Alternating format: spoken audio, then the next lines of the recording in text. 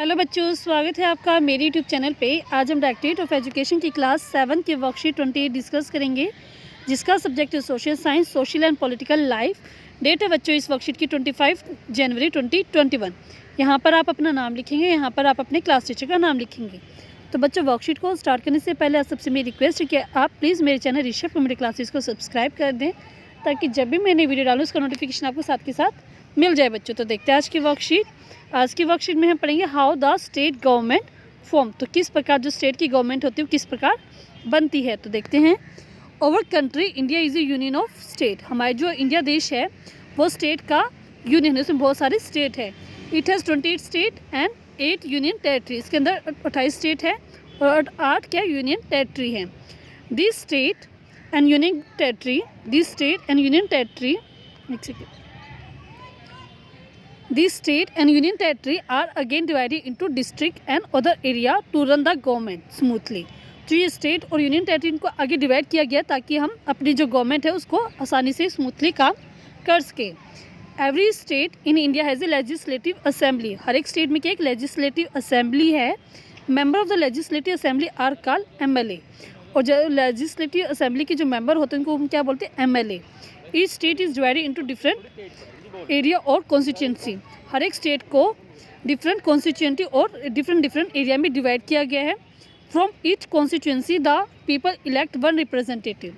हर एक कॉन्स्टिट्यूंसी से एक रिप्रेजेंटेटिव चूज़ किया जाता है, जिसको हम क्या बोलते हैं, MLA बोलते हैं। और ये क्या होता है, थ्रू यूनिवर्सल एडल्ट फ्रेंचाइज। इसको यूनिवर्सल एडल्ट फ्रेंचाइज की हेल्प से हम जो रिप्रेजेंटेटिव उसको चूज़ करते हैं और उसको क्या बोलते हैं, वो then become the member of the legislative assembly, that is MLA। उसको हम MLA बोलते हैं।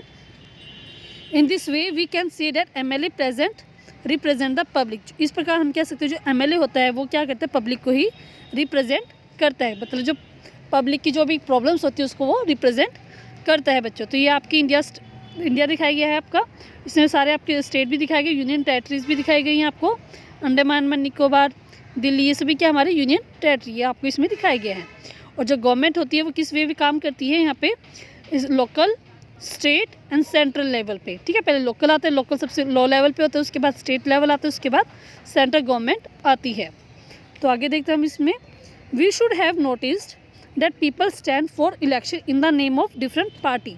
आप सबने नोटिस किया होगा जो पीपल खड़े होते हैं इलेक्शन के लिए वो क्या होते हैं, डिफरेंट पार्टी से खड़े होते हैं।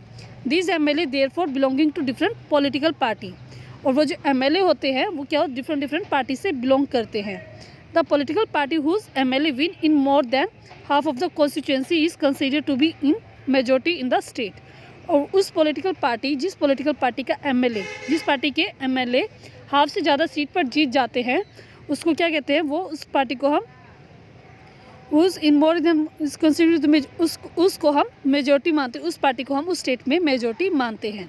The political party with the majority is का रूलिंग पार्टी। और वो पॉलिटिकल पार्टी जो मेजोरिटी में आती है, जिसके हाफ से ज़्यादा वोट आते हैं, जिससे हाफ से ज़्यादा MLA उसके चूज़ हो जाते हैं, उसको हम बोलते हैं ruling party. And all other call the opposition.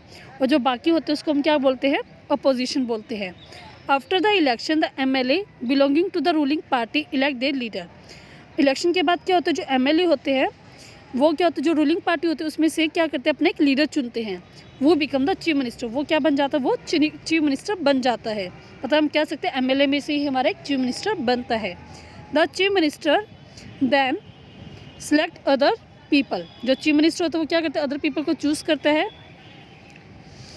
After the election it is the governor of the state who appoint the chief minister and the other minister. और वो जो गवर्नर होता है स्टेट का, वो क्या करता है, चीफ मिनिस्टर और अदर मिनिस्टर की अपॉइंटमेंट करता है। The chief minister and other minister have the responsibility of running various government department of ministry.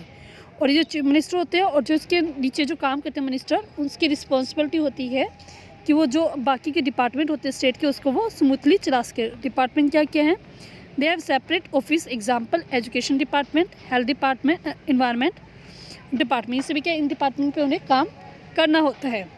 Some time one party does not get a clear majority. कई बार क्या होता है, एक पार्टी को क्लियर मेजोरिटी नहीं मिल पाती। मतलब मान लो 68 अगर सीट है तो उसको 34 से कम सीट मिलती हैं हर एक पार्टी को। तो क्या होता है, then many party come together. तो क्या होता है, 3-4 पार्टी मिल जाती हैं to form a government, government बनाने के लिए। व्हेन टू और more parties together form a government, जब दो या दो से ज़्यादा जो पार्टी होती है वो मिलकर गवर्नमेंट बनाती है, सच ए गवर्नमेंट इज कॉल्ड कोलिएशन, और इस पार्टी को हम कहते हैं कोलिएशन गवर्नमेंट। ठीक है बच्चों, जो यहाँ पे 2-3 पार्टी मिलकर गवर्नमेंट बनाती हैं। तो आगे हम देखते हैं यहाँ पे हमें हमारे पास क्या है, activity the result of the state assembly election is given below, answer below based on the result. तो यहाँ पे पॉलिटिकल पार्टी, यहाँ पे नंबर ऑफ मेंबर इलेक्टेड, जैसे लोक अधिकार पार्टी कितने मेंबर चूज हुए बच्चों 43, जन कल्याण दल के 16, अदर पार्टीज के 3 और इंडिपेंडेंट जो है वो 6। इन सभी के हमें ये लोग चूज मतलब मेंबर चूज हुए हैं। तो टोटल कितनी असेंबली कॉन्स्टिट्यूंसी सीट थी 68। तो फर्स्ट क्वेश्चन इसमें आपके पास state which party will form government and why. तो हमने भी पढ़ा था गवर्नमेंट किसकी बनती है, जिसके हाफ से ज़्यादा मेंबर्स इलेक्ट होते हैं। जैसे आप में 68 है तो हाफ कितना हो गया इसका 34 से ज़्यादा किसके यहाँ पे 43। तो कौन पार्टी बनाएगी यहाँ पे, लोक अधिकार पार्टी। और वाई क्यों बनाएगी, यही रीज़न है क्योंकि इसमें हाफ से ज़्यादा जो मेंबर है वो इलेक्ट हो ही हैं इससे ज़्यादा। लोक अधिकार party will form the government because this party MLA, क्योंकि इस पार्टी के जो एमएलए हैं win in more than half of the total constituency, जो टोटल कॉन्स्टिट्यूंसी थे उससे हाफ से ज़्यादा इनको चूज़ हुए, इसलिए वो रूल करेंगे, मतलब वो पार्टी गवर्नमेंट बनाएंगे। नेक्स्ट है विच parties will be called opposition. तो किस पार्टी को अपोजिशन में रखा जाएगा, एंड वाई। तो किस पार्टी को रखा जाएगा, हमने भी पढ़ा था जो रूलिंग पार्टी के अलावा जो जितनी भी पार्टी होती है उसको हम क्या करते हैं, अपोजिशन में रख देते हैं।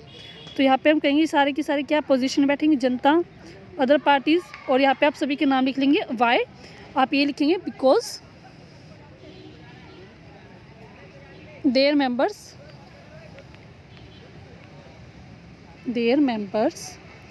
आर लेस देन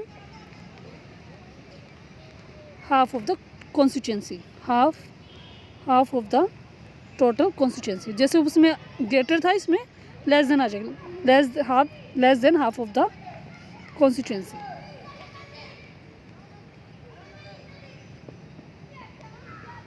ठीक है, आप ही लिख देंगे, समझ में आया, क्योंकि इसके जो मेंबर हैं वो क्या half of the total constituency से कम है। ठीक है, नेक्स्ट क्वेश्चन देखते हैं, from which party the chief minister and other minister will be form. तो किस पार्टी से चीफ मिनिस्टर और अदर मिनिस्टर फॉर्म होंगे, वो होंगे लोक अधिकार पार्टी। तो आपका क्वेश्चन नंबर 3 का आंसर इस प्रकार आप इसको लिख लेंगे।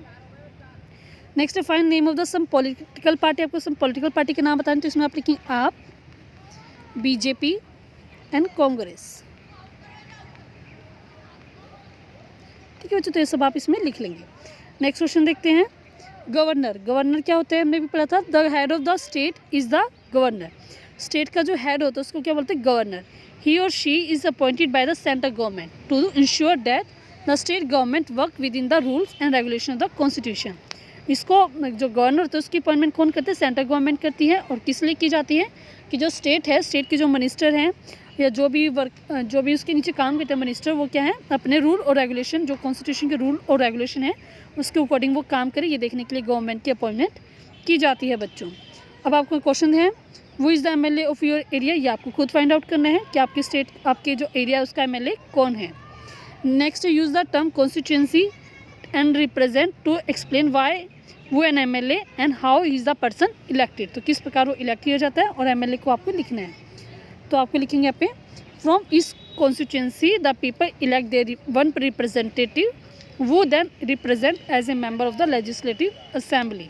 तो इसमें हमें 2 वर्ड दिए गए, दोनों यूज है, कॉन्स्टिट्यूंसी एंड रिप्रेजेंट। तो आप अपना क्वेश्चन नंबर 2 कंप्लीट कर लेंगे बच्चों। तो पूरी वर्कशीट हमारी कंप्लीट हो गई है। अगर आपको वर्कशीट समझ में अच्छी लगी है तो जल्दी से जल्दी बच्चे मेरे चैनल को सब्सक्राइब कर दें ताकि आपको वीडियो टाइमली मिलती रहे बच्चों। वीडियो को लाइक कर दें, अगर अच्छी लगी शेयर करो, कमेंट करके बताएं कि आपको वीडियो कैसे लगी। थैंक यू बच्चों, हैव ए नाइस डे।